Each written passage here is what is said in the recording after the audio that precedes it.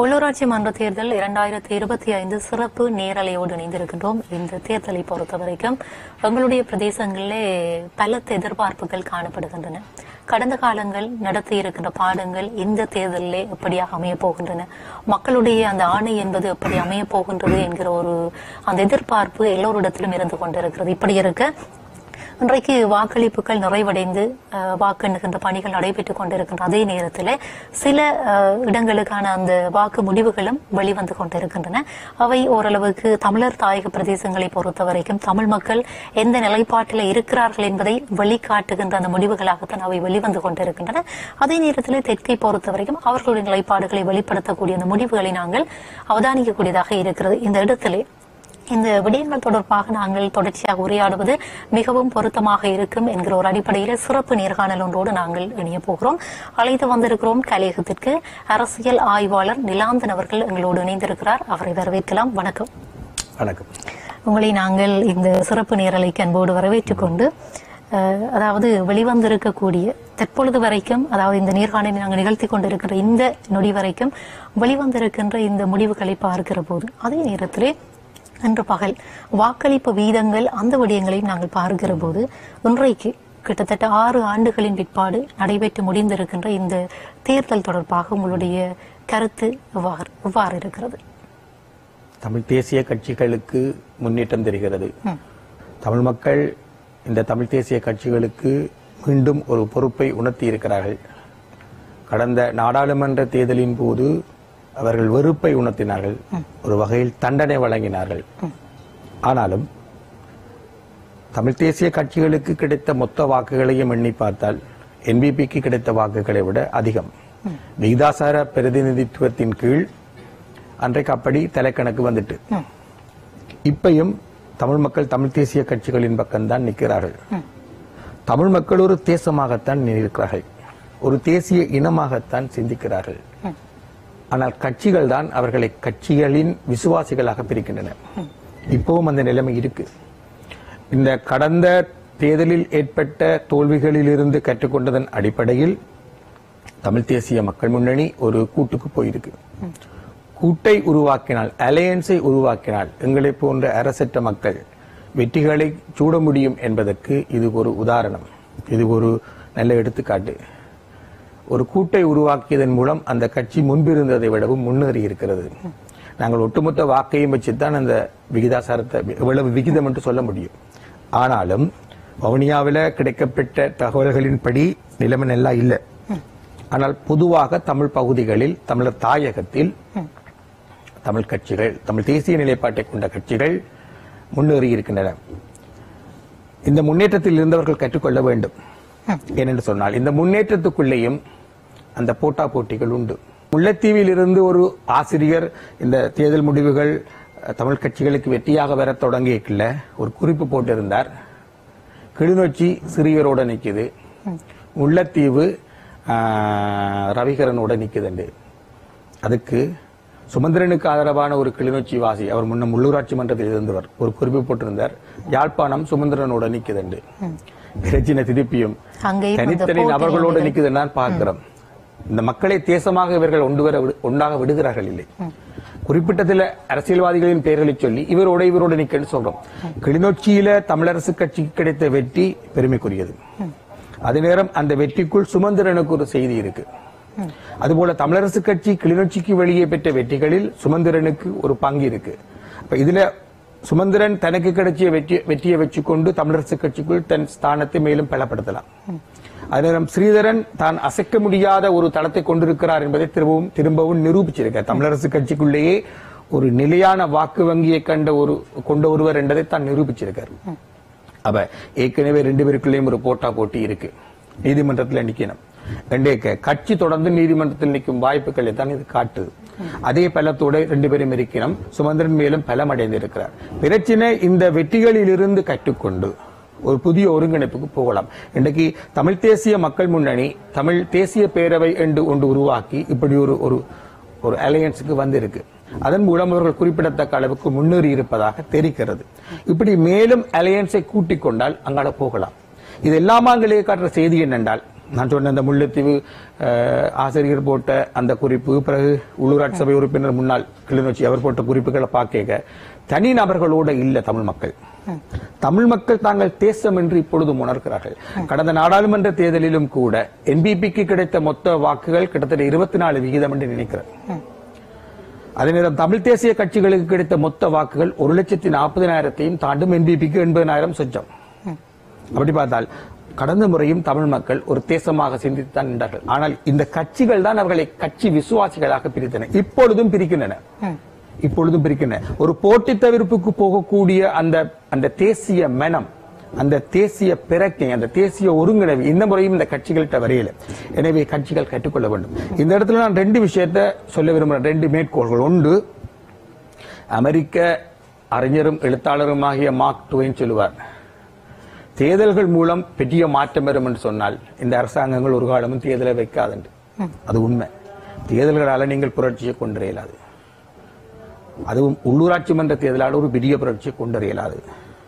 தேர்தல்கள் பிரம்மாண்டமான ஒரு மாற்றத்தை தரும் என்றால் இந்த சிஸ்டம், அதாவது ஒரு பெரிய சிஸ்டத்தை அது மாற்றும் என்றால் ஒரு காலமும் அதிகாரம் தேர்தலை அனுமதிக்காது என்றுதான் உண்மை. அதுக்கு புரட்சி தான் சரி. ஆனால் இந்த தேர்தல்கள் தமிழ் மக்களின் இலட்சியத்தை நோக்கி போவதில் குறிப்பிட்ட சில படிக்கட்டுகளை நாங்கள் தாண்ட உதவும் என்பது உண்மை. இது முதலாவது.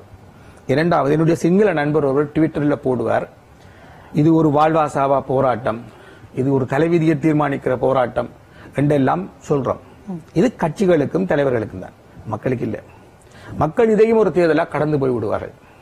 இது ஒரு நிர்ணயகரமான தேர்தல், இதுல நீங்கள் அளிக்கிற வாக்குத்தான் நாங்கள் ஒரு தேசமா இருக்கிறோமா இல்லை என்று எழுதுறோம். ஆனா உண்மை என்னென்றால் தேர்தல்களால் மட்டும் மார்க் ட்வைன் சொன்னது போலவும் நாங்கள் ஒரு தேசத்தை கட்டியெழுப்ப முடியாது. தேர்தல் தேசத்தை கட்டியெழுப்புவதில் ஒரு பகுதி. நீங்கள் குறிப்பிடுவதை போன்று தமிழ் மக்கள் மாறி வாக்களித்திருந்தார்களாக இருந்தால், கடந்த நாடாளுமன்ற தேர்தலில் வாக்களித்ததை போன்று எங்களுடைய தலைவர்கள் மீது அல்லது தமிழ் தேசிய சக்திகளின் மீது கொண்டிருக்கக்கூடிய ஒரு வெறுப்பின் காரணமாக அவர்கள் அந்த வெறுப்பை வெளிப்படுத்தி இருந்தார்கள். அப்படியான ஒரு நிலைமை இந்த உள்ளூராட்சி சபை தேர்தலிலும் வெளிப்பட்டு இருக்குமாக இருந்தால் அது ஒரு செய்தியை சொல்லும் அல்லவா? அதை அவர்கள் இது மக்களுடைய ஆணை அப்படி எடுத்துக்கொள்ளலாம். கடந்த தேர்தலிலும் அவர்கள் வெறுப்போடு வாக்களிச்சிருந்தாலும் கூட தமிழ் தேசிய கட்சிகளுக்கு தான் என்பிபியை விட அதிக வாக்கு. என்பிபிக்கு 80,000 சொச்சம், தமிழ் தேசிய கட்சிகளுக்கு 1,40,000 மேலே வரும். சுயேட்சைகளையும் தமிழ் தேசிய நிலைப்பாட்டை கொண்டு சுயேட்சைகளையும் சேர்த்தால், ஆனபடியால் அங்கேயும் தமிழ் மக்கள் பிழைஜா நிக்கல. அவர்களுக்கு இந்த கட்சிகள் மீது ஒரு வெறுப்பு இருந்தது. இந்த கட்சிகள் ஒன்றாக இருந்திருந்தால் அப்பவே அந்த 1,40,000 சொச்சம் வாக்குகளும் அப்படியே போயிருக்கு. விதாசார பிரதிநிதித்துவத்துக்கு இவர்களுக்கு தான் தலைக்கணக்கு கூட வந்திருக்கு. அதான் உண்மை. இப்பயும் அதுதான். இந்த இடத்துல தமிழ் மக்கள் ஓரளவுக்கு தேசமாகத்தான் இருக்கிறார்கள்.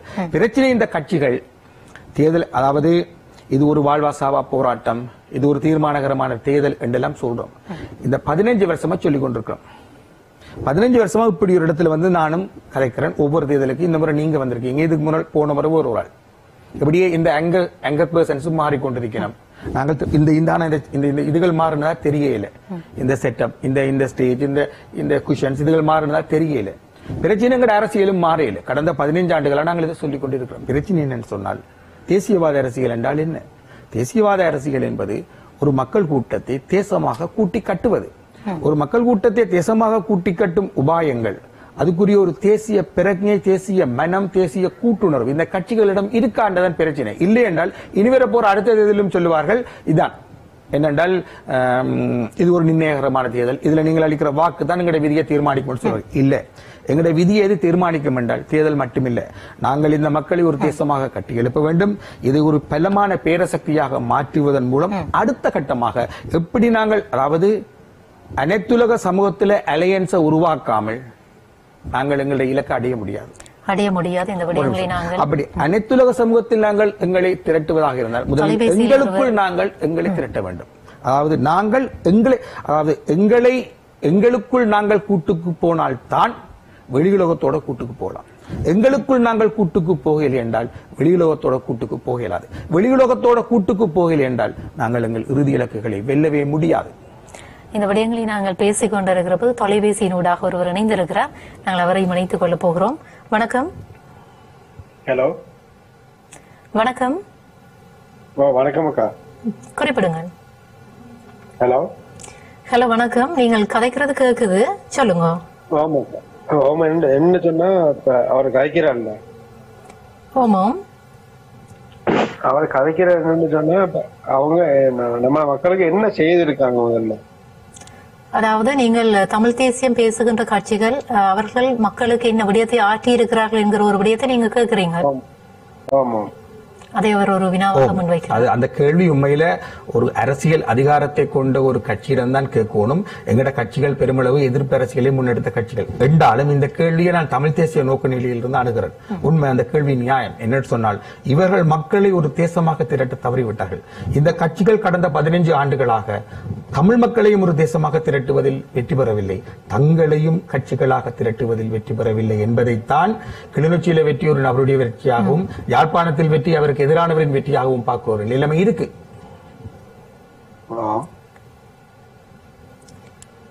வேற ஏதாவது விடயங்கள் நீங்கள் கேட்கணுமா? இல்லக்கா, நான் என்ன கேட்கிறேன்னு சொன்னா, தமிழ் மக்களுக்கு சொல்லி தமிழ் தேசியம் என்றாலும் சரி, இல்லைன்னு சொன்னாலும் வேற கட்சி என்றாலும் சரி, என்ன செய்திருக்காங்க, என்ன செய்ய போறாங்க, அவ்வளவு. அதைத்தான் அவர் குறிப்பிட்ட அந்த விடயத்தின்படி இந்த அதாவது ஒரு எதிர்ப்பு அரசியல் என்கிற ஒரு நிலைப்பாட்டில இருந்துதான் இன்றைக்கு வரைக்கும் இந்த தமிழ் தேசத்தை பேசுகிற கட்சிகள் இயங்கி இருக்கிறார்கள். அதே நேரத்தில் அவர்கள் தங்களை ஒரு தமிழ் தேசியத்துக்கான ஒரு கூட்டாக இணைத்துக் கொள்வதிலும் தவறு இருக்கிறார்கள், மக்களை இணைத்துக் கொள்வதிலும் தவறு இருக்கிறார்கள் என்ற விடயத்தை அவர் உங்களுக்கு விளக்கி இருக்கிறார். ஆனால் அதே நேரத்தில் இனி வருகின்ற காலத்திலே இந்த தவறுகளை விடுத்து மக்களை ஒன்று திரட்டி ஒரு தமிழ் தேசமாக நிமிர்ந்து நிற்க வேண்டிய, அதே நேரத்தில் அவர்களும் ஒன்றாக திரள வேண்டிய ஒரு காலத்தினுடைய கட்டாயமாக இது இருக்கிறது என்கிற அந்த விடயத்தை அவர் விளக்கி இருக்கிறார். அதை இன்றைக்கு கேட்டுக்கொண்டு இருக்கக்கூடிய அல்லது உங்களுடைய திரளுவதற்கு முதலில் நான் சொல்றேன் என்னன்னு சொன்னா, ஒன்றாக திரள்றதுக்கு முதலில் இருக்கிற அரசியல்வாதிகள் நம்ம தமிழ் மக்களுக்காக வேண்டி என்ன செய்திருக்கார்கள், என்ன செய்ய போகின்றார்கள், என்ன செய்ய நினைத்திருக்கார்கள் சொல்லி நம்ம தெரிஞ்சு கொள்ள வேணும். நிச்சயமா உங்களுடைய அந்த சிந்தனை நீங்கள் எதிர்பார்க்கிற விஷயம் சரியானது. என்ன சொல்ல வாரேன்னு சொன்னா, இப்ப எலெக்ஷன் டைம்ல மட்டும் எலெக்ஷன் ஓட்டுக்கு நீங்க அதை தாங்க இதை தாங்க நாங்க அப்படி செய்வோம் சொல்லி கேட்டு வராக்கள், அதுக்கு எலெக்ஷன் வென்றதுக்கு பிறகு என்ன செய்திருக்கார்கள், என்ன செய்து கொண்டிருக்கார்கள், ஒன்றுமில்லை.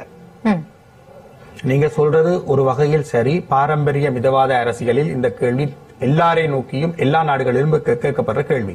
ஆனால் தமிழ் மக்களுடைய மிதவாத அரசியல் என்பது அதன் பாரம்பரிய தனத்தில் இருந்தும் வேறானது. அதில் ஒரு புரட்சிகரமான தன்மை இருக்க வேண்டுமே என்றால், நாங்கள் ஒரு தீர்வுக்காக போராடும், நீதிக்காக போராடும் மக்கள். நான் உங்களிடம் ஒரே ஒன்று கேள்விதான் கேட்கிறேன். நான் மலையகம், நான் மலையத்தான். தமிழ் என்றால் எல்லாம் ஒன்றுதானே? என்ன சரி சொல்லுங்க, நீங்க ஒரு தேசிய இனம் சொல்லுங்க. நான் ஒரு தேசிய இனம், என்ன தமிழ் என்றால் எல்லாம் ஒன்றுதான். தமிழ் மக்கள் சார்பில் நீங்கள் என்ன செய்திருக்கீர்கள் இது வரைக்கும் தமிழ் மக்கள் சார்பில்?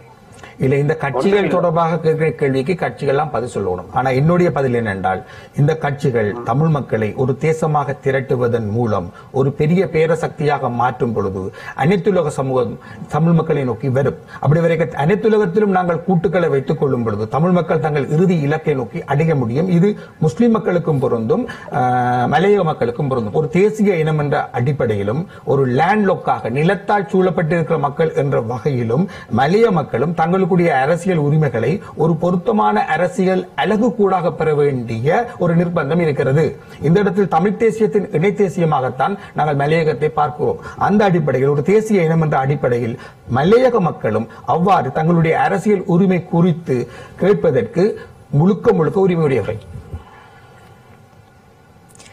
அவருடைய அந்த வினாவும் கூட உண்மையிலே நியாயமான ஒரு வினா. எங்களுடைய மக்களிடத்தில் இருக்கக்கூடிய பல கேள்விகளில் இதுவும் ஒன்று. என்ன செய்திருக்கிறார்கள், அல்லது மக்களை ஒன்றிணைக்க தவறு இருக்கிறார்கள், அடுத்தது எப்படி இருக்க போகிறது என்கிற அந்த கேள்வி இந்த கேள்விக்கான பதில் தான் கடந்த காலத்தில் அது வழிபட்டு அபிவிருத்தி நோக்கிலையும் பெறும்.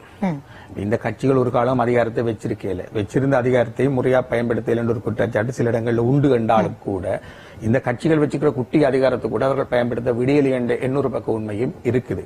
உதாரணமாக இந்த எங்கள்ட்ட ஒரு பிரதேச சபை இருக்கேக்கில்ல, அந்த பிரதேச சபையின் கூட்டங்கள் நடக்கேக்கில்ல தான் தையிட்டியில அந்த விகார கட்டப்படுகிற நிலைமை வந்திருக்கு. அதுல பிரதேச சபைக்கும் உடந்தையாக இருந்தது என்ற ஒரு குற்றச்சாட்டு இருந்தாலும் கூட அந்த பிரதேச சபையால இன்றைக்கு வரையும் அந்த தையிட்டி விகாரை அகற்ற முடியல. பிரதேச சபைக்குள்ள அதிகாரத்தின்படி அது ஒரு சட்டவிரோத கட்டுமானம் என்று காணப்பட்டால் அகற்றப்பட வேண்டும்.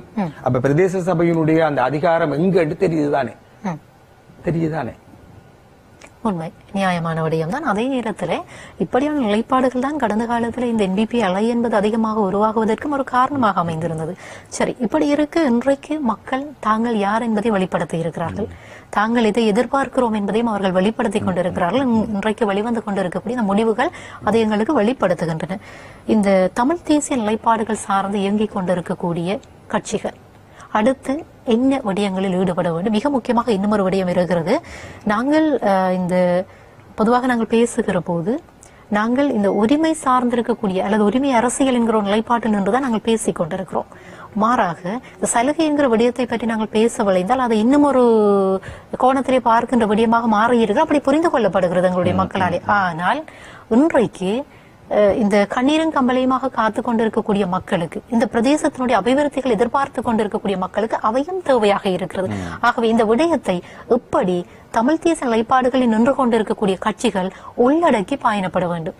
இல்ல, இது உண்மையில தமிழ் தேசிய நிலைப்பாடு, தமிழ் தேசிய அரசியல் என்றால் என்ன என்றது பற்றிய விளக்கம் இல்லாததால்தான் இந்த பிரச்சனைகள் வருது. என்னன்னு சொன்னால், தேசிய அரசியல் என்பது ஒரு தேசத்தை கட்டி எழுப்பும் அரசியல். தேசத்தை கட்டி எழுப்புவது என்பது அந்த தேசத்தை கட்டி எழுப்புவதற்கான பொருத்தமான பொருளாதார தரிசனத்தை கொண்டு இருக்கணும். எங்கட கட்சிகளிடம் அந்த பொருளாதார தரிசனங்கள் இருக்கலை என்றதாலதான் வடமாகாண சபையில சொதப்பின நாங்கள். இப்ப கிழக்கு மாகாண சபையில பிள்ளையான் செய்தவன் சொல்ல இல்ல, பிள்ளையான் ஒருத்தர் சொல்லியிருக்கார், எனக்கு ஒரு கதிரை வாங்க கூட ஒரு பியோனை நியமிக்க கூட அதிகாரம் இல்லை என்று சொன்னதாக அவர் தன் நண்பர்களுக்கு சொல்லி இருக்கிறார். அப்ப இந்த பின்னணிக்குள்ள சும்மா சொல்லலாம் எங்களுக்கு வந்த காசு திரும்பி போயிட்டு அதுல உண்மைகள் இருக்கலாம். ஆனா உண்மை என்னவென்றால், அதை விட ஆழமான உண்மை, இந்த கட்சிகளிடம் ஒரு சரியான பொருளாதார தரிசனம் இருக்கல. அதனிடம் அரசாங்கமும் எங்க பிளபிடிக்கலாம், எப்படி இதை தடுக்கலாம் என்று பார்க்கும். இது ஒரு பக்கம். அப்ப இந்த கட்சிகள் நாங்க எங்கட பக்கத்துல இருந்து பார்ப்போமே, எங்கள்கிட்ட ஒரு பொருத்தமான பொருளாதார தரிசனம் இருக்கணும். தேசத்தை கட்டி எழுப்புவது எப்படி, இதுல புலம்பெயர்ந்த தமிழர்களை ஒரு பங்காளிகளாக மாற்றுவது எப்படி, வெளிவெளி முதலீடுகள் இதுக்கு கொண்டு வரது எப்படி, இது ஒரு பொருத்தமான தரிசனம் இருக்கணும். அந்த தரிசனத்தோடு நாங்கள் இதை அணுகினால் இந்த உள்ளூராட்சி சபைகளை நாங்கள் வடிவா கையாள முடியும். முதலாவதாக இப்ப உள்ளூராட்சி சபைகள் பலதுல ஒரு தொங்கு நிலைமை இருக்க போதும். அதுவும் இந்த ஒற்றுமை குறைவின் விளைவு.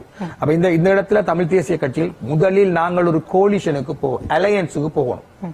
எங்களுக்குள்ள அலையன்ஸை உருவாக்கினால், எங்களுக்குள் ஒரு திரட்சியை உருவாக்கினால் தான் அனைத்துலக பிராந்திய அளவில் எங்களுக்கான திரட்சியை நாங்கள் உருவாக்கலாம். இல்லைண்டா நாங்கள் எங்களுக்குள்ள ஒரு திரட்சி போன வெளியில செய்ய இயலாது. உதாரணமாக போன உள்ளூராட்சி சபை இதன் போது காரநகரில் ஒரு சுயேட்சை குழு கேட்டது. அந்த சுயேட்சை குழுவுக்கு அந்த அதிகாரத்தை வழங்கும் விடயத்தில் இந்த தமிழ் தேசிய கட்சிகளுக்கு இடையில் முரண்பாடு வந்த பொழுது நான் தனிப்பட்ட முறையில் தமிழ் தேசிய மக்கள் முன்னணியோடு கதைச்சேன். கதை கேட்க தமிழ் தேசிய மக்கள் முன்னணியின் 2 தலைவர்களும் இதுக்கெண்டே காரநகருக்கு போனார்கள். போய் அந்த சுயேட்சை குழுவோட கதைச்சு அந்த சுயேட்சை குழுவை அதிகாரத்தில் அமர்த்தினார்கள். அப்பொழுது இந்த முன்னணியின் தலைவர்களோடு என்னிடம் சொன்னார், அண்ணே, இது போன்ற விடயங்களில் நீங்கள் தலையிடேக்க நீங்கள் சொல்றதை நாங்கள் கேட்போம், நீங்க சொல்றபடியே நாங்க நடப்போம், இதுல நீங்க எங்களுக்கு தொடர்ந்தும் நீங்கள் ஆலோசனை செய்யுங்க, தலையிடுவோம், ஆனால் ஐக்கியம் என்று மட்டும் கேட்டுறாங்க ஒன்னே பிரச்சனை. இப்ப இனி அவை அப்படி சொல்லிடுங்க தெரியாது. இது போன உள்ளூராட்சி இப்ப வந்து இனி ஒன்று தெரியுது, ஐக்கியத்தின் பலம். இப்ப ஐக்கியம் என்றது ஒரு கேள்வி வரும், நாங்கள் தூயவர்கள், நாங்கள் கொள்கை ஐக்கியம் என்று. எது கொள்கை? மக்களை ஒரு தேசமாக கட்டி எழுப்புவதுதான் கொள்கை. அந்த கொள்கையின் படி முன்னோக்கி போகிறவர்கள் தலைமை தாங்கட்டும். அவர்களிடம் தீர்மானம் எடுக்கும் பிடி இருக்கும். அதுக்கு கீழே யாரையும் இணைச்சுக் கொள்ளுங்க. தேசத்துக்கு எல்லாம் இருக்கு. தேசம் என்பது தனிய புனிதர்கள் மட்டும் அல்ல, கள்ளர்கள், திருடர்கள் எல்லாரும் வருவார்கள். ஒரு காட்டுக்குள்ள எல்லா வகை மிருகங்களும் இருப்பது போல ஒரு தேசத்துக்குள் நல்லவன், கெட்டவன், நபிஞ்சகன், ஒத்தோடி, மறுத்தோடி, எதிர்த்தோடி எல்லா ஓட்டமும் இருக்கு. எல்லாத்தையும் ஒரு பொது தேசிய ஓட்டத்தில் கொண்டு வருவதுதான் ஒரு தேசிய பேரிய. அதற்கான வாய்ப்புகள் இருக்கிறது. ஏனென்றால் வாய்ப்புகள் இருக்கிறது. அப்படி இந்த தலைமைகள் அதை உணர்ந்து இந்த இடையே தமிழ் தேசிய மக்கள் முன்னணியின் அந்த தமிழ் தேசிய பேரவை ஒரு ஆகப்பிந்திய உதாரணம். இதிலிருந்து அவர்கள் கற்றுக்கொண்டு சரியான சக்திகள் தலைமை தாங்கி அதுக்கு கீழே யாரை வச்சிருந்தாலும் குற்றமில்லை என்ற தேசத்துக்கு எல்லாரும் இருப்பினர். இப்ப தேசத்துக்கு நீங்கள் புனிதர்கள் மட்டும்தான் இருக்கணும் என்று கேட்டால் டக்ளஸ் தேவானந்தாக்கு வாக்களிச்ச மக்களை நான் கடலேறிக்கியா குதிக்கிறது? பிள்ளையானுக்கு வாக்களிச்ச மக்கள் என்ன வாவிக்கு இல்லையா குதிக்கிறது? அவர்களும் தமிழ் மக்கள் தானே. ஆனபடியால் இது வாக்கு அரசியல் என்று பார்க்க, வாக்கு அரசியலுக்கு வெளியிலும் கூட ஒரு தேசத்துக்குள் எல்லாரும் வருவார்கள்.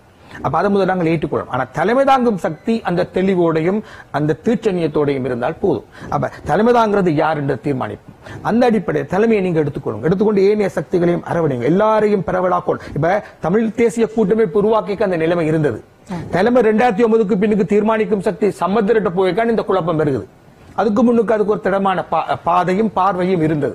அப்படித்தான் இனியும் ஒரு திடமான ஒரு தலைமை ஒன்று வரையக்க அந்த தலைமைக்கு கீழே யாரை கூட்டு சேர்த்தாலும் அது திடமாக நகரும். கடந்த பொது தேர்தல் மட்டுமில்லை, கடந்த 15 வருஷத்திலிருந்து கற்றுக்கொள்வோம், அதுக்கு முன்னுக்கு இருந்தும் கற்றுக்கொள்வோம்.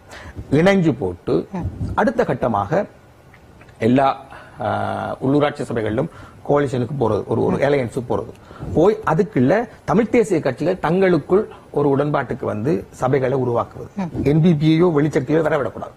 ரைட். இரண்டாவது. மூன்றாவது, இது தொடர்பாக எங்களிடம் ஓய்வு பெற்ற உயர் அதிகாரிகள் இருக்கிறார்கள், நல்ல பொருளியல் நிபுணர்கள் இங்கேயும் வெளியிலேயும் இருக்கிறார்கள். எல்லாரையும் கூட்டிக் கொண்டு வந்து இருக்கிற இந்த வரையறுக்கப்பட்ட அதிகாரம், பெரிய அதிகாரம் இல்ல, கையெட்டி உதாரணம், இருக்கிற இந்த வரையறுக்கப்பட்ட அதிகாரத்துக்குள் இருக்கக்கூடிய அந்த அந்த அந்த அந்த குட்டி குட்டி வழிகளை பயன்படுத்தி எப்படி நாங்கள் இந்த மக்களுக்கு அபிவிருத்தியை கொண்டு வரது, எப்படி புலம்பெயர் தமிழர்களை இதுக்கு கொண்டு வரது என்று முடிவெடுத்து, உள்ளூராட்சி சபை என்பது பொதுவாக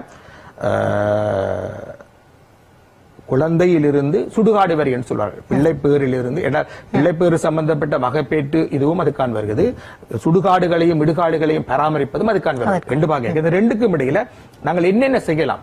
சுற்றுச்சூழல் தொடர்பாக கிராமங்களை திரும்ப கட்டியெழுப்பு. முக்கியமான விஷயம் லோக்கல் லீடர்ஷிப். உள்ளூர் தலைமைகளை கட்டியெழுப்பினால் தான் தேசத்தை கட்டியெழுப்பணும். எனவே உள்ளூர் தலைமைகளை கட்டியெழுப்போம். யுத்தம் உள்ளூர் தலைமைகளை அழிச்சிட்டு அந்த 15 வருஷமா நாங்கள் உள்ளூர் தலைமையில கட்டியெழுப்ப தவறிட்டோம். அப்ப நல்ல உள்ளூர் தலைவர்களை கட்டியெழு. இப்பவும் தமிழ் தேசிய கட்சிகள் என்பிபி உட்பட எல்லாரும் எடுத்த கன வேட்பாளர்கள்ட்ட குறைபாடுகள் இருக்கு. இந்த விடயத்தை நான் உங்களிடம் அடுத்ததாக வினவத்தான் காத்திருந்தேன். இந்த விடயம் தொடர்பாகவும் விமர்சனங்கள் நிலவுகின்றன. அப்படியானால் வேட்பாளர்களை தெரிவு செய்கிற போது ஏன் இந்த ஒரு தேக்க நிலைமை எழுந்தது? இது எங்களுக்கு மட்டுமில்லை, என்பிபிக்கும் இருந்தது. என்பிபி ஒரு இடதுசாரி பாரம்பரியத்தில் வந்த ஜேவிபியை அடித்தளமாக கொண்ட கட்சி. அது சிங்கள பகுதிகளில் இன்றைக்கும் என்பிபி என்ற அடித்தளமாக இருக்கிற ஜேவிபி காரர்கள், அவர்களை நாங்கள் ஏற்கிறோமோ இல்லையோ, அவர்கள் ஒரு கொள்கை வழி வார்க்கப்பட்ட ஆக்கள். அந்த கொள்கை எங்களுக்கு பிள்ளை, எங்களுக்கு ஏற்றுக்கொள்ளல. ஆனா அது கொள்கைப்படி அவர்கள் நீண்ட காலம் அதில் வளர்ந்த ஆக்கள். ஆனா அவர்கள் பிறகு என்பிபியா வந்த பிறகு எடுத்த ஆக்கள்ல தென்னிலங்கையிலும் விமர்சனம் உண்டு. வடக்கு கிழக்கை பொறுத்தவரையிலும் இன்றைக்கு இந்த 6 மாத கால ஆட்சியில என்பிபிக்கு ஏற்பட்டிருக்கக்கூடிய வீழ்ச்சிக்கு இந்த 3 நாடாளுமன்ற உறுப்பினர்களும் பொறுப்பு. ஒரு விடயத்தை நீங்கள் ஆரம்பத்தில் குறிப்பிட்ட ஒரு பதிலை இங்கே நான் கொண்டு வருகிறேன். நாடாளுமன்ற தேர்தலிலே மக்கள் தமிழ் தேசிய கட்சிகள் மீது ஒரு வெறுப்பை காட்டினார்கள். அதனால் இன்றைக்கு வந்து தங்களுடைய நிலைப்பாடை உணர்த்தி இருக்கிறார்கள் என்கிற ஒரு விடயத்தை பற்றி நாங்கள் உரையாடி இருந்தோம். அப்படியானால் இந்த அதாவது என்பிபி சார்ந்த இந்த நாடாளுமன்ற உறுப்பினர்களுடைய செயற்பாடுகளும் கூட இன்றைக்கு இந்த நிலைமையை உருவாக்கி இருக்கிறார். அவர்கள் வேறு செய்யவும் இயலாது. முதலாவது அவர்களுக்கு ஆளுமை இல்லை. அவர்கள் யார் என்று தெரியாமலே இந்த மக்கள் வாக்களித்தார்கள். அதுதான் துயரம். என்ன பிரச்சனை? அவர்கள் ஜேவிபியின் போராட்ட களங்களிலும் நின்றவர்கள் இல்ல, தமிழ் மக்களின் போராட்ட களங்களிலும் நின்றவர்கள். அரகலியவிலையும் அவர்களை காண முடியல. இந்த தமிழ் தேசிய போராட்டங்கள்ல நிலப்பரிப்புகள், ஆனா அவர்களுக்கு மக்கள் வாக்களிச்சிருக்கிறார்கள். இதுதான் துயரம். அப்ப இந்த இடத்துல தமிழ் மக்கள் அதிலிருந்து தங்களை பின்வாங்கிட்டார்கள். ஆனாலும் என்பிபிக்கு நெட்வொர்க் வீக்கா இருக்கு, யார தெரிகிறது. அதே நிலைமை தமிழ் தேசிய கட்சிகளிடம் இருக்கு. ஒப்பிட முடியாத விஷயம் என்றால் அவர்கள் வெளியிலிருந்து வருகிறார்கள், நாங்கள் இங்கேயே இந்த வேரில் இருந்து எழுந்த கட்சிகள். ஆனா இந்த கட்சிகளுக்கு வேட்பாளர் யார் என்றதுல பிரச்சனை இருக்கு. இது ஏன் வருதுன்னு சொன்னால் இந்த கட்சிகள் ஒன்றையுமே ஸ்ட்ரக்சரலா யோசிக்கல, ஸ்ட்ரக்சரலா ஒன்றையுமே திட்டமிடல, அது கட்டமைப்பு சார்ந்து சிந்திக்கல. நாங்கள் கட்டமைப்பு சார்ந்து சிந்திக்க கிராமங்கள் தோறும் கட்டமைப்புகள் உருவாக்கணும். கிராமிய மட்ட கட்டமைப்புகள், மகளிர் கட்டமைப்பு, மாணவர் கட்டமைப்பு, முதியோர் கட்டமைப்பு, தொழிற்சார் அமைப்புகள் என்றெல்லாம் உருவாக்க இந்த மாதிரி கிராம மட்ட கட்டமைப்புகளை உருவாக்க இந்த கட்டமைப்புகளுக்கு இல்லாத ஒரு தேசத்தை கட்டி எழுப்பலாம். அப்படி கட்டி எழுப்பினா வேட்பாளர் தெரிவில் என்றைக்குமே எங்களுக்கு பஞ்சம் பெறாது. லோக்கல் லீடர்ஷிப்பை கட்டி எழுப்பாமல் நீங்கள் ப்ரொவின்சியல் நேஷனல் லெவல்ல நீங்க லீடர்ஸை கட்டி எழுப்ப. எனவே முதலில் லோக்கலா லீடர்ஸை கட்டி எழுப்புங்க. தொண்டரா இருக்கிறவர்களாம் தலைவர்களா வரலாம். நீங்கள் உங்கள்கிட்ட அப்படிப்பட்ட கட்டமைப்பு இல்லாதபடியா தான் நீங்கள் மேலிருந்து கீழால பெரசூட்ல தலைவர்களை கொண்டு வர பாக்குறீங்க. ஓய்வு பெற்ற நீதிபதிகளையும் ஓய்வு பெற்ற அரச அதிகாரிகளையும் கொண்டு வர பாக்குறீங்க. ஏன்? உங்கள்கிட்ட கீழிருந்து மேல் நோக்கி தலைவர்களை கட்டி எழுப்பும் அந்த கட்டமைப்பு கிடையாது. அப்படி உங்கள்ட்ட தேச கட்டுமானத்தை பற்றி எந்த தரிசனம் இல்லை. இதுதான் மாகாண சபைக்கு நடந்தது என்றால் உங்கள்ட்ட பொருளாதார தரிசனம் இல்லை. அதுல வரையறுக்கப்பட்ட பொருளாதார அதிகாரம் தான் உண்டு, உண்மை. நிதி அதிகாரம் பெருமளவுக்கு இல்லை. ஆனாலும் இப்ப உள்ளூராட்சி சபைகளிலேயும் இருக்கிற அதிகாரத்தை எப்படி பயன்படுத்துறது?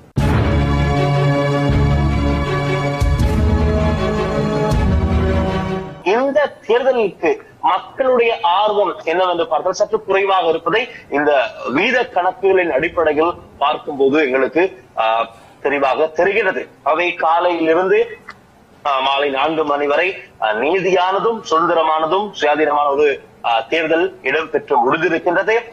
குறிப்பாக பிரதானமானவர்கள் ஜனாதிபதி அனுரகுமார் திசாநாயக்க, எதிர்கட்சி தலைவர் சஜித் பிரேமதாச, முன்னாள் ஜனாதிபதி ரணில் விக்ரமசிங்க ஆகியோர் கொழும்பிலே பிரதான இடங்களில் தான் தங்களுடைய ஜனநாயக கடமையை நிறைவேற்றினார்கள். அந்த வகையில் ஜனாதிபதி அனுரகுமார் திசாநாயக்க தெரியும், வியட்நாமில் இருந்து நேரடியாக வந்து அதே ஆடையுடனே நேரடியாக பஞ்சுகாவத்தில் அமைந்திருக்கின்ற அபே சிங்காராம விகாரையில் ஸ்தாபிக்கப்பட்ட வாக்களிப்பு நிலையத்துக்கு வருகை தந்த பிற்பகல் 1:30 2 மணி அளவில் வருகை தந்திருந்தார். வருகை தந்து வாக்கினை செலுத்திவிட்டு அவர் ஊடகங்களுக்கு உரையாற்றிய போது கடந்த 2 தேர்தல் வெற்றிகளையும் மக்கள் அமைதியாக கொண்டாடினார்கள். இந்த தேர்தலின் பின்னரும் மக்கள் அவ்வாறே நடந்து கொள்வார்கள் என்ற நம்பிக்கை உள்ளது. அந்த வகையில் ஜனாதிபதி அனுரகுமார் திசாநாயக் அவர்கள் அவ்வாறு தெரிவித்திருந்தார். ஆனால் பாதுகாப்பு மும்முரமாகத்தான் இருக்கின்றது. எந்த விதமான பிரச்சனையும் கொழும்பிலும் கம்பகாவிலும் இதுவரை பதிவாகவில்லை. அதே போல எதிர்கட்சி தலைவர் சஜித் பிரேமதாஸ் அவர்கள் கொழும்பில் ராஜகிரியில் கோட்டையகொட விவேகாராம விகாரையில் வாக்களிப்பு நிலையத்திலே வாக்களித்திருந்தால் மக்களுடைய முடிவுகளை ஏற்றுக்கொள்ள தயார், தலைமைத்துவம் தாங்கி வழிநடத்த தயார் என்ற ஒரு விடயத்தினை கூறியிருந்தார். அதே போல முன்னாள் ஜனாதிபதி ரணில் விக்ரமசிங்க வாக்களிப்பு விட்டு என்ன சொல்வார் என்ற ஒரு அவருடைய கருத்து மிகவும் ஆவலாக அனைவரும் எதிர்பார்த்திருந்தார்கள். அதே போல அவர் கொழும்பு பல்கலைக்கழகத்தில் ஸ்தாபிக்கப்பட்டிருந்த வாக்களிப்பு நிலையத்திலே அவர் தன்னுடைய ஜனநாயக கடமையினை வாக்கினை செலுத்திவிட்டு ஊடகங்களுக்கு வந்து கருத்து தெரிவிக்கும் போது மக்கள் வாக்களிக்க விருப்பம் இல்லாமல் இருக்கிறார்கள், மக்களுடைய வருகை குறைவாக இருக்கின்றது, இந்த தேர்தலிலே மக்களுடைய ஆர்வம் அவ்வளவு பெரிதாக இல்லை என்று கிளிக்காக கூறிவிட்டு அங்கிருந்து சென்றிருக்கின்றார். இது எப்படி இருப்பினும் 339 உள்ளூராட்சி மன்றங்களுக்கு 8,887 உறுப்பினர்களை தெரிவு செய்கின்ற எங்களுடைய கிராமத்தை, எங்களுடைய பிரதேசத்தினை, எங்களுடைய நகரத்தினை, மாநகரத்தினை இனி நிர்வகிக்கப் போவது யார் என்பது குறித்து தீர்மானிக்கின்ற மிக முக்கியமான ஒரு தேர்தல் தான் என்று இலங்கையில் இடம்பெற்றிருக்கின்றது. இதுவரை காலமும் அரசியல் மேடைகளில் ஒவ்வொரு கட்சிகளும் ஒவ்வொருமாக தங்களுடைய கட்சிகளின் பலத்தை, வாக்குறுதிகளை கொடுத்துக் கொண்டிருந்தார்கள். ஆனால் எங்களுக்கு கொழும்பிலிருந்து பார்க்கக்கூடியதாக இருக்கின்றது அரசாங்கம் வழங்கிய வாக்குறுதிகளுக்கு என்ன நடந்தது. குறிப்பாக வடக்கு கிழக்கில் இங்கிருந்து நாங்கள் வடக்கு கிழக்கை பார்த்தோமே, ஆனால் அது ஒரு பாரிய மாற்றத்தினை இதுவரை கிடைத்த தேர்தல்கள் பெருவேறுகளில் எங்களுக்கு காணக்கூடியதாக இருக்கிறது. மக்களுடைய நம்பிக்கை ஓரளவு அந்த அரசாங்கம் இழந்திருப்பது எங்களுக்கு தெரியக்கூடியதாக இருக்கின்றது. எது எப்படி இருப்பினும் இப்பொழுது கிடைக்கின்ற முழு நாட்டிலிருந்தும் எடுத்து பார்த்தோமே, ஆனால் ஒவ்வொரு பகுதிகளிலிருந்தும் மாவட்டத்திலிருந்தும் கிடைக்கின்ற பெருபெரும் அடிப்படையில் என்பிபி முன்னிலை வகித்துக் கொண்டிருக்கிறது. பார்க்கலாம் இந்த முடிவு மாறுமா அல்லது தொடருமா என்று பொறுத்திருந்து பார்க்கலாம். மற்றும் ஒரு முறையில் நான் கொழும்பு மற்றும் கம்பகா மாவட்டத்தில் கள நிலவரங்களை குறித்து மீண்டும் உங்களுக்கு இன்னொரு சந்தர்ப்பத்தில் வழங்க தயாராக இருக்கின்றேன். நன்றி டில்ஷான். அப்படியே தொலைபேசி ஊடாகவும் மீண்டும் ஒருவர் இணைந்திருக்கிறார், அவரை இணைத்துக் கொள்ளலாம். வணக்கம். கால வேளையில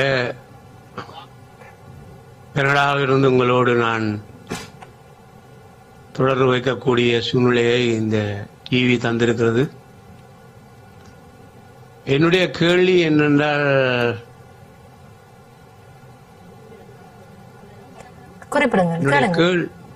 என்னுடைய கேள்வி என்னென்றால்,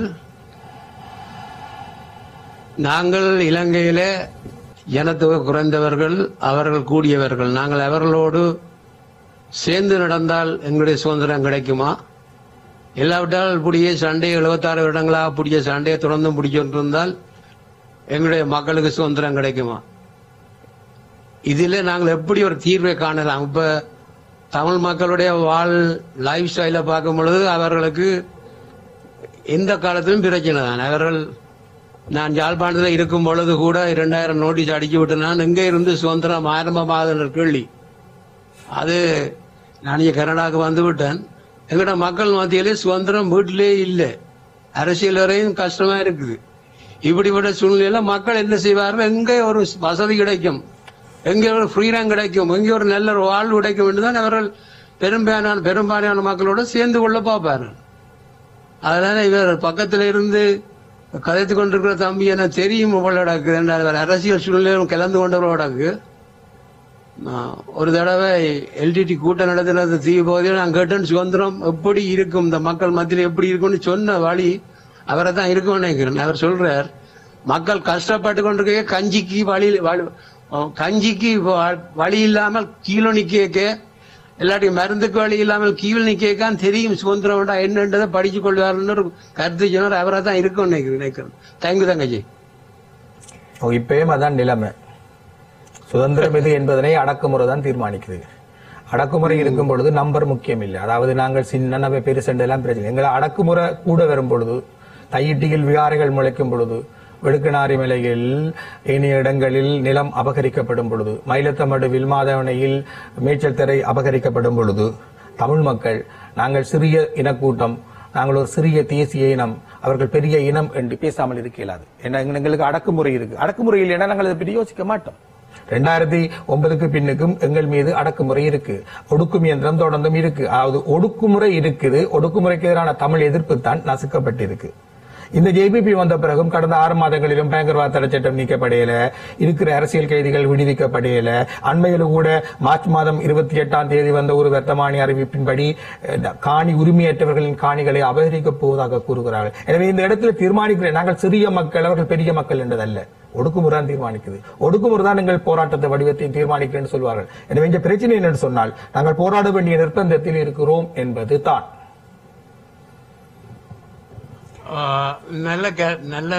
நல்ல பதில் சொல்லியிருக்கிறீர். ஆனா மக்கள் இப்படியே நெடுக்க கஷ்டப்பட்டு கால் கையெல்லாம் இழந்து, கணவன் மனைவி மேல இழந்து போய் இருந்த நேரத்தில் நாங்கள் என்ன செய்ய போறோம் நாங்கள்? அதுதான் என்ற கேள்வி. இப்ப அதே நேரத்தில் போராடத்தான் வேணும். போராடத்தான் வேற வழி இல்லை. உள்ள இனத்தையும் உழந்து போகக்கூடிய சூழ்நிலை வேற. இப்ப ஆயுத போராட்டம் இல்ல. நீங்க சொன்ன கைய கால எல்லாம் முடிஞ்சது.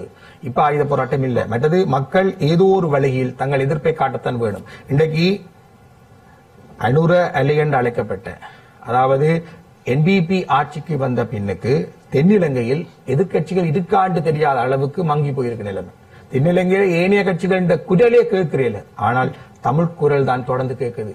இலங்கை தீவில் எப்பொழுதும் தமிழ் மக்கள் தான் பொருத்தமான நேரங்களில் அவ்வாறு எதிர்ப்பு குரலை காட்டியிருக்கிறார்கள். கோத்தபாய ராஜபக்ஷ ஆட்சிக்கு பெரும்பலத்தோடு வந்த பொழுதிலும் முதலில் எதிர்த்த குரல் நாடாளுமன்றத்திலேயே, நாடாளுமன்றத்துக்கு வெளியிலும் எங்கட குரல் தான். எங்கட குரலை நசுக்க நாங்கள் வெளியில் வருவோம். ஏனென்றால் நாங்கள் ஒரு மிகவும் செழிப்பான நடுத்தர வர்க்கத்தை கொண்ட மக்கள். நாங்கள் எப்பொழுதும் எங்களை ஒரு பண்பாட்டு செழிப்பு மிக்க மக்கள் என்ற அடிப்படையில் நாங்கள் எளிதாக தோல்வியை ஒப்புக்கொள்ள மாட்டோம். எனவே இந்த அடிப்படையில் தான் இந்த கடந்த நாடாளுமன்ற தேர்தலில் இருந்த வாக்களிப்பு கோலம் இந்த முறை மாறி இருக்கு. என்ன தமிழ் மக்கள் இடையே ஒரு கோவப்பட்டார்கள் தங்கள் கட்சிகளின் மீது. அது ஒரு வகையில் அவர்களுக்கு வழங்கப்பட்ட ஒரு தண்டனை. இன்றைக்கு அந்த முடிவிலிருந்து தமிழ் மக்கள் குறிப்பிடத்தக்க அளவுக்கு மாறி இருக்கிறார்கள், தங்கள் முடிவுகளை மாற்றி இருக்கிறார்கள். எனவே இங்க பிரச்சனை என்னன்னு சொன்னால், திரும்பியும் நீங்க கேட்ட கேள்விக்கு பதில்தான், எங்கள் மீது ஒடுக்குமுறை இருக்கும் வரைக்கும் தமிழ் மக்கள் எதிர்ப்பதை தவிர வேற வழி இல்ல. ஒடுக்குறவன் பெரியாள் என்றதுக்காக நாங்கள் அடங்கி போக முடியாது. இது புருஷன் பஞ்சாதியை அடிச்சு கொண்டு கேட்க அவன் ஆம்பளை அடிப்பான் பொறுத்து கொண்டு சொன்ன மாதிரி இருக்கு. அப்படி இயலாது. அந்த இடத்துல அந்த பெண்ணுக்கு நீதி வேணும் என்றதான் இங்க முக்கியம். அது ஒரு இல்ல வன்முறை என்பதுதான் அங்கு முக்கியம். அந்த பெண் அந்த கணவனுக்கு சமமானவள் என்றதான் முக்கியம். அந்த இடத்துல அவளுக்கு பாதுகாப்பு வேணும் என்றதான் முக்கியம். இதுதான் ஈழத்தமிழர்களுக்கும் பொருந்தும்.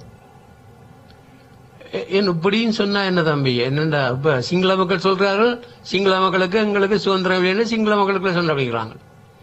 அப்ப இப்ப தமிழ் மக்கள் சொல்றோம் எங்களுக்குள்ள சுதந்திரம் வேண்டும், நாங்கள் சண்டை பிடிக்கிறோம். முஸ்லீம் சொல்றாங்க, நாங்கள் சண்டை பிடிக்கிறோம். இப்படியே சண்டை பிடிக்கிட்டு இருந்தா இலங்கையில ஒரு நல்ல தீர்வாரத்துக்கு தமிழ் மக்களுக்கு ஒடுக்குமுறை இருக்கா இல்லையா?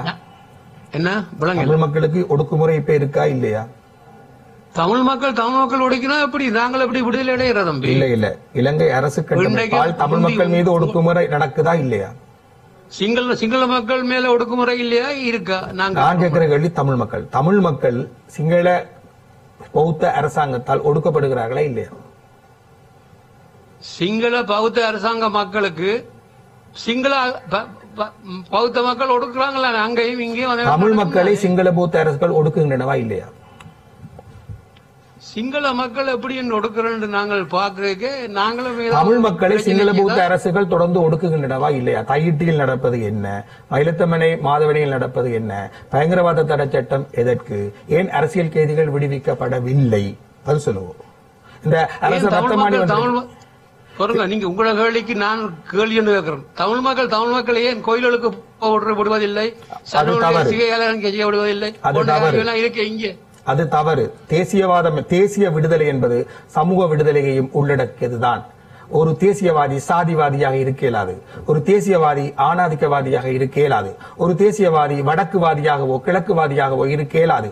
தேசியவாதம் என்பது சமூக விடுதலையையும் உள்ளடக்கியதுதான். இடையில வந்த குழப்பங்கள் உங்களுக்கு அப்படி ஒரு குழப்பம் வந்துட்டு போல இருக்கு. தேசிய விடுதலை என்பது சமூக விடுதலையையும் உள்ளடக்கிய ஒன்றுதான்.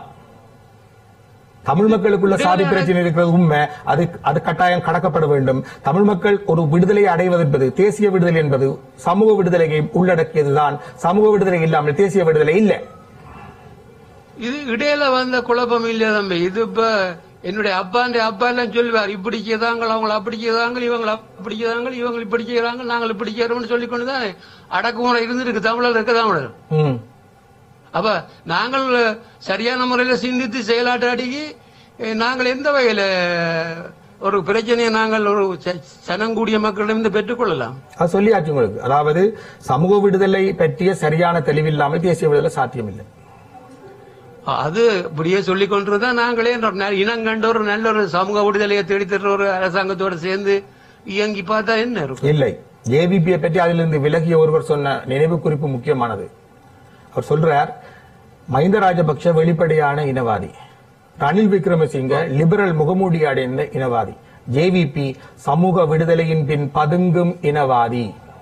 பிரச்சனை ஜேவிபி தான் சமூக விடுதலையின் பக்கம் நிற்பதாக கூறிக்கொண்டுதான் எல்லாத்தையுமே செய்து, அது உண்மை அல்ல. இப்படியே சொல்லிக் கொண்டிருந்தா எந்த கட்சியை நாங்க தெரிவு செய்யறது இல்ல. நீங்கள் திட்டவட்டமான முடிவா நீங்க தேசமாக திரளுங்கோ. தேசமாக திரண்டு முதலில் உங்கள் இன விடுதலையை உறுதிப்படுத்தும் போது அதோட சேர்ந்து சமூக விடுதலையும் ஒன்றாக உறுதிப்படுத்துங்கோ. நீங்கள் தேச விடுதலையின் பங்காளிகளாக மாறி தேச திரட்சியை உறுதிப்படுத்தும் போது அந்த தேச திரட்சிக்குள் சாதி இருக்க இயலாது, சமயம் இருக்க இயலாது, பிரதேசவாதம் இருக்க இயலாது, ஏனைய எந்த ஆதிக்கமும் இருக்க இயலாது என்பதை உறுதிப்படுத்துவோம். நீங்க தேச விடுதலையின் பங்காளிகளாகி அந்த அக விடுதலைக்குமாக அந்த அதாவது சமூக விடுதலைக்குமான போராட்டத்தில் உங்கள் குரலை ஓங்கி ஒலித்து அந்த இடத்தில் தேசிய விடுதலையை இன்னும் பிடிதப்படுத்துவோம். இது இப்படி நீ சொல்ல போனா திரும்பவும் தம்பி பிரகாரமே ஒன்று நான்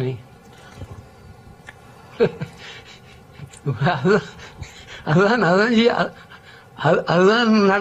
அது செய்தாலும் முடியாது. அதை விட நல்ல தீர்வு இருக்கு.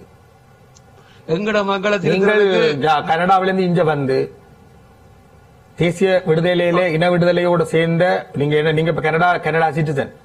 இன விடுதலை என்பது சமூக விடுதலையும் உள்ளடக்கியதுதான் என்பதை வலியுறுத்தி இந்த மாதிரி சாதி ஒடுக்குமுறைகள், பால் ஒடுக்குமுறைகள், பிரதேச ஒடுக்குமுறைகள் களங்களில் நின்றால் உங்களோடு இப்படி இணைய கனவேர் தயாராக இருக்கிறார்கள். வாங்கும் இங்கே எல்லாம் செய்கிறாங்களா? அதை பேருந்து நாங்கள் நடுவாங்களே அங்க போராடுங்க. அங்கேயும் செய்தபடிதான் இங்க வந்துடுறேன். ஏதாவது ஒரு இடத்துல போராடணும். அங்க போராட போச்சு எல்லாம் அடக்கி கலைச்சு போட்டாங்களோ? இல்ல இல்ல, எங்கேயோ நீங்கள் கனடால போராடலாம். கனடால உங்களுக்கு முழு பாதுகாப்பு இருக்கு. நான் கனடாவில நான் வந்திருக்கேன், எனக்கு கனடா நிலைமை தெரியும். நீங்க போராடலாம். அங்க அப்படி உங்களை சமூக விடுதலையும் சமூக ஒடுக்குமுறைக்கு கொண்டு போக இயலாது. அது நல்லது. ஆனா கனடால கொண்டு வந்துட்டாங்க இந்த நோயை. இங்கே போய் யாழ்ப்பாணத்தில் உள்ள நோயை இங்க கொண்டு வந்துட்டாங்க. நன்றி. தொடர்ந்து இந்த விடயங்களை நாங்கள் பேசலாம். உங்களுடைய அந்த நிலைப்பாடுகளை நாங்கள் புரிந்து கொள்கிறோம். அதே நேரத்திலே உங்களுக்கு இந்த இடத்திலே நாங்கள் உரையாடி இருக்கக்கூடிய விடயங்கள், இந்த சமூகத்தினுடைய நிலைப்பாடு, அதே நேரத்தில் எப்படி நாங்கள் எங்களை ஒரு திரட்சியாக கொண்டு செல்ல வேண்டிய ஒரு நிலையில இருக்கிறோம் என்கிற அந்த விடயத்தையும் உங்களுக்கு புரிய வைத்திருக்கும் என்று நினைக்கிறேன். தொடர்ந்து இந்த உள்ளூராட்சி சபை தேர்தல் 2025 தொடர்பான சிறப்பு நேரலையோடு நாங்கள் இணைந்திருக்கிறோம். முடிவுகள் வெளிவர காத்திருக்கின்றன. நாங்கள் முடிவுகளோடும் இணைய போகிறோம். அதற்கு முன்பாக மக்களிடத்தில் பல கேள்விகள் இருக்கின்றன. அதற்கு இந்த நிலத்திலே நிகழ்ந்து கொண்டிருக்கக்கூடிய பல சம்பவங்களும் காரணமாக இருக்கணும். கடந்த காலம் காரணமாக இருக்கிறது. ஏற்கனவே நிறைய கதைச்சிருக்கேன். நினைக்கிறேன் சமூக விடுதலை இல்லாமல் தேசிய விடுதலை இல்லை என்று ஆணித்தரமா சொல்ற ஆட்கள்ல நான் ஒருவன். இப்ப கிராம மட்டங்கள்லாம் சாதி கூட இருக்கு. கிராம மட்டங்கள்லாம் பால் ஒடுக்குமுறையும் இருக்கு. கிராம மட்டங்கள்ல தான் இந்த குறிச்சி வித்தியாசங்கள் இருக்கு. குறிச்சிக்கு குறிச்சி சண்டை இருக்கு, தெருவுக்கு தெரு சண்டை இருக்கு. பிறகு பிரதேச மட்டத்துக்கு வருது. இந்த கிராம மட்டங்களிலேயே இதை நாங்கள் களைவோணும். அதாவது தேசியமயமாக்கல், அதாவது தேசத்தை திரட்டுவது என்பது இங்கு அதான் சொன்னேன். உள்ளூராட்சி சபைகள் எந்த வகையில் தேசியவாத அரசியலில் முக்கியத்துவம் மிக்க என்று சொன்னால் கீழிருந்து மேல் நோக்கித்தான் தேசத்தை கட்டியலும், from the bottom to top. அப்ப ஃப்ரம் த பாட்டம் என்று வரைக்க கிராம மட்டத்தில் இருக்கிற இந்த வேறுபாடுகள் களையப்படணும். ஒரு சாதிவாதி எந்த ஒரு தேசியவாத கட்சிக்குள்ளேயும் வேட்பாளராக வரையலாது. ஒரு பெண் ஒடுக்குமுறையாளன் வரையலாது. அதை அந்த தேசியவாத கட்சி உறுதிப்படுத்த வேண்டும். இவற்றை கேள்விக்கு அதான் பதில்.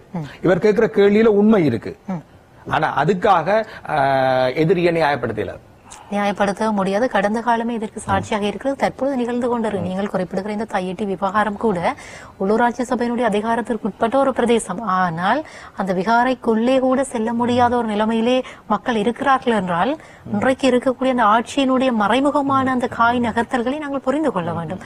இன்னும் ஒரு தொலைபேசி அழைப்பிலே ஒருவர் காத்திருக்கிறார், அழைத்துக் கொள்ளலாம். வணக்கம்.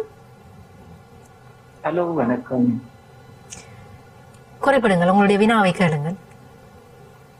என்னுடைய வினா என்னென்றா, ஐயா குறிப்பிட்டதை நான் மிக தெளிவாக கேட்டுக்கொண்டிருந்தேன்.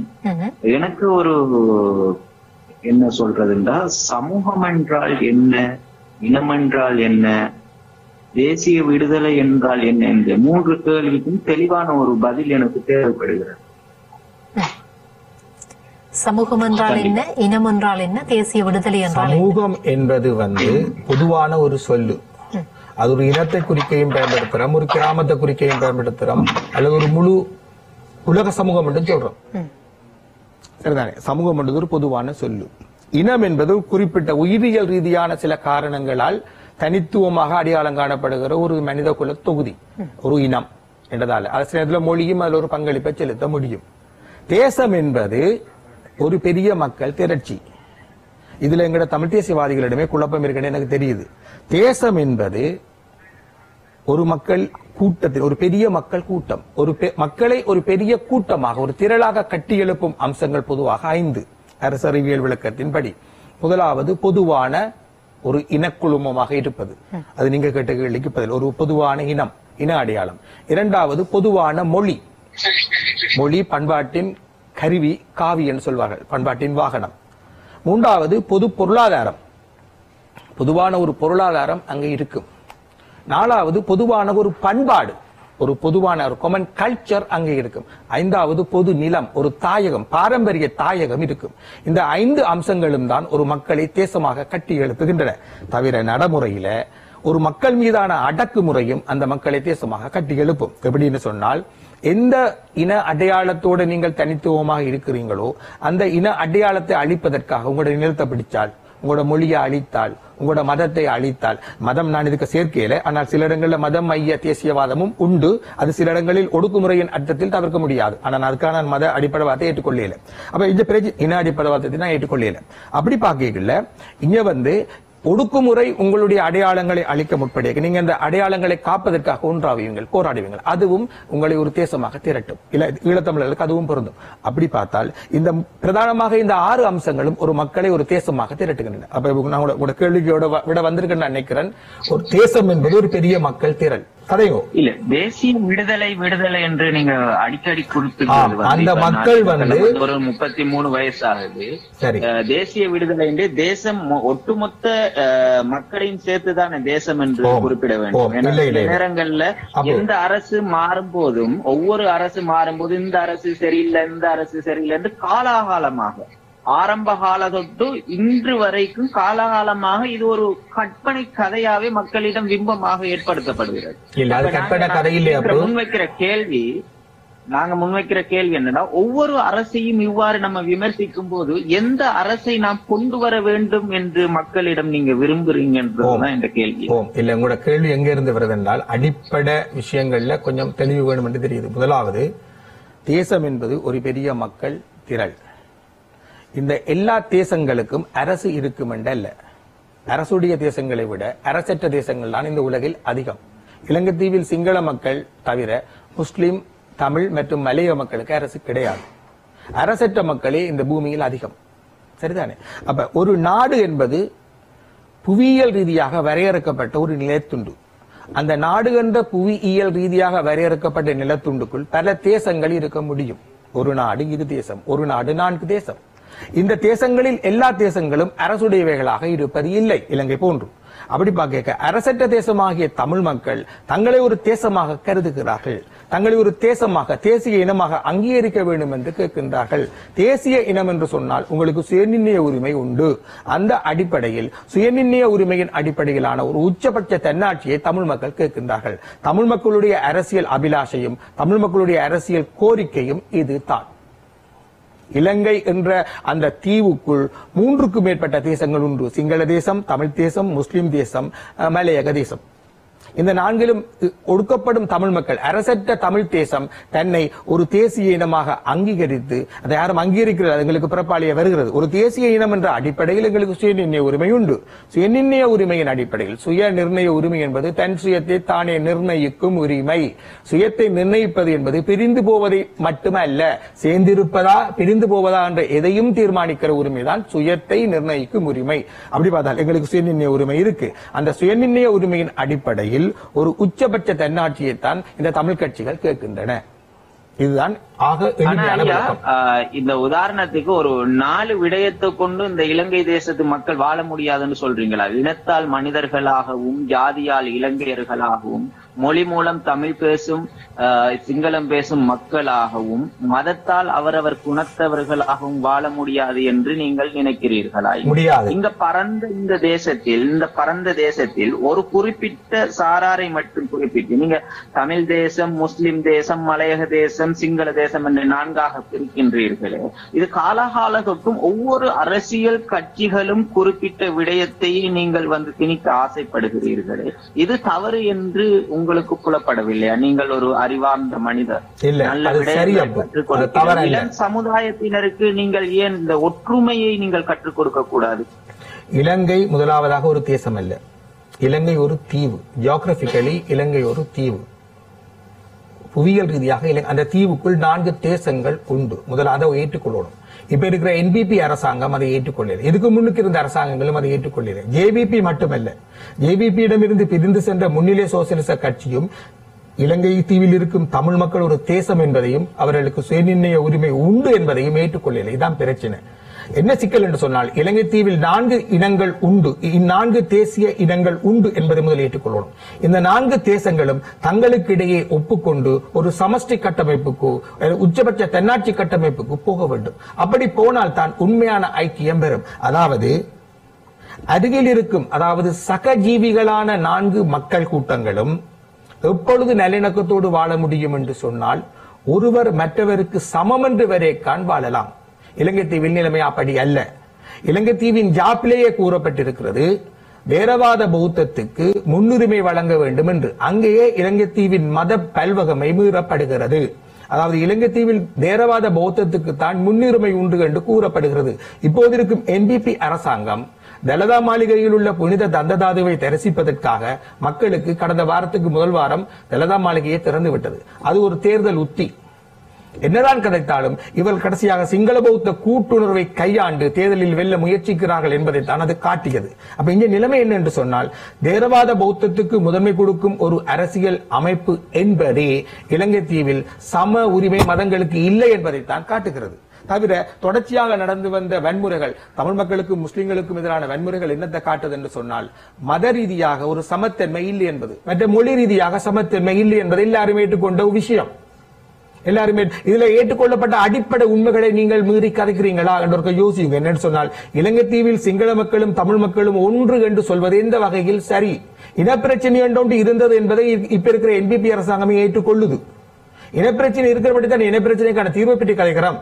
அப்ப இனப்பிரச்சனை ஏன் வந்தது, இனப்பிரச்சனை எப்படி வெளிப்பட்டது? இன்னைக்கு சண்டை இல்லை என்றதை வச்சுக்கொண்டு நீங்க இனப்பிரச்சனை என்று சொல்லிடாது. கையீட்டிக்கு வாங்கோ, ஒரு பௌர்ணமினால் வாங்கோ, தையீட்டில் என்ன நடக்கட்டு பாருங்கோ, கணக்க வேண்டாம். நீங்கள் மயிலத்தின மாதவன மேய்ச்சல் தரைக்கு போங்கோ. பிரச்சனை தமிழ் மக்களின் எதிர்ப்பு நசுக்கப்பட்டிருக்கும் ஒரு பின்னணியில், தமிழ் மக்கள் எதிர்ப்பை திட்டமாக காட்டுகிறார்கள் என்ற ஒரு பின்னணியில் நீங்கள் அப்படி கேட்க வாரீர்கள். இல்ல, இலங்கை தீவில் உள்ள 4 மக்கள் கூட்டங்களும் சமமாக இல்லை. அப்படி இல்லை. நான் இளம் சமுதாயம் என்ற அடிப்படையில் நீங்கள் கூற வருவதை நான் ஏற்றுக்கொள்ள மறுக்கிறேன். காரணம் என்னென்று சொன்னா, ஒரு தமிழ் மகனும் உதாரணத்துக்கு ஆரம்ப காலம் தொட்டும் ஒரு தமிழ் மகனும் ஒரு சிங்கள தாயை முடிப்பதும், ஒரு சிங்கள தாய் ஒரு தமிழ் மகனை முடிப்பதும், இவ்வாறு பல கலப்படமான திருமணங்களும் இங்க நடக்கிறது. அவர்களை எந்த தேசத்தோடு இணைப்பீர்கள்? நீங்கள் ஒற்றுமையாக மாத்திரமே திருமணம் என்பது தனிப்பட்ட உரிமை வேண்டும் ஐயா. தம்பி, திருமணம் என்பது தனிப்பட்ட உரிமை. விடுதலை புலிகள் இயக்கத்தில் இருந்த நடேசன் ஒரு சிங்கள பெண்ணை திருமணம் செய்திருந்தார். நீங்கள் சொல்லும் தனி உரிமை, திருமணம் என்பது ஒரு தனிப்பட்ட உரிமை. காலகாலம் ஒவ்வொரு அரசியல்வாதியும் செய்யற விஷயத்தை தான் நீங்க சொல்றீங்க. இல்லை, நான் சொல்ல வாரது என்னன்னா, நாங்க இளம் சமுதாயத்தினர் ஒற்றுமையாக ஒரே தேசத்தின் ஒரே குடையின் கீழ் வாழ விரும்புகிறோம். இதை ஏன் ஏற்க மறுக்கிறீர்கள் நீங்கள்? திருப்பி உங்கள்ட்ட ஒரு கேள்வியை கேட்டுமா? திருமணம் என்பது ஒருவர் மற்றவரை விரும்பி செய்கிற விஷயம். நாங்கள் கதைப்பது கூட்டுரிமை பற்றி. நீங்க கொழும்புல போய் ஒரு கடை வாங்குறது உங்களோட தனிப்பட்ட உரிமை. ஆனா நீங்கள் கொழும்புல ஒரு தமிழ் கொலனியை உருவாக்குறது, நாவக்குழியில நீங்கள் ஒரு சிங்கள கொலனியை உருவாக்குறது கூட்டுரிமை பற்றிய விஷயம். நாங்கள் கதைப்பது அரசியல் உரிமைகள் பற்றி. அரசியல் உரிமைகள் எப்போதும் கலெக்டிவ், கூட்டு உரிமைகள். நீங்கள் கதைக்கிறது இண்டிவிஜுவல் ரைட்ஸ் பற்றி. திருமணம் ஒரு இண்டிவிஜுவல் ரைட், அது கலெக்டிவ்க்கு வராது. இண்டிவிஜுவல் ரைட்ஸ் தான் நாங்கள் கேட்கிறோம். ஆனால் நாங்கள் கதைக்கிற அரசியல் உரிமை கலெக்டிவ். ஐயா, ஒரு இண்டிவிஜுவலான மனிதன் தான் ஒரு கூட்டுரிமையை உருவாக்குறானா இல்லையா? ஒரு இண்டிவிஜுவலா நான் போய் ஒரு கண்ணாலம் கட்டிட்டு சொன்னா அதுல இருந்து குழந்தை பிள்ளைகள் பெற்று அது ஒரு சமூகமாக பிரிந்து போகுது. அதை பத்தி நீங்க கொஞ்சமாச்சும் யோசிச்சிருக்கீங்க? ஆனால் இண்டிவிஜுவல் ரைட்டையும் கலெக்டிவ் ரைட்டையும் உண்டாக போட்டு குழப்பம். பல விடயங்களை நாங்கள் உரையாடி கொண்டிருக்கிறோம். தொடர்ச்சியாக நாங்கள் கலையகத்தோடு இணைந்திருப்போம்.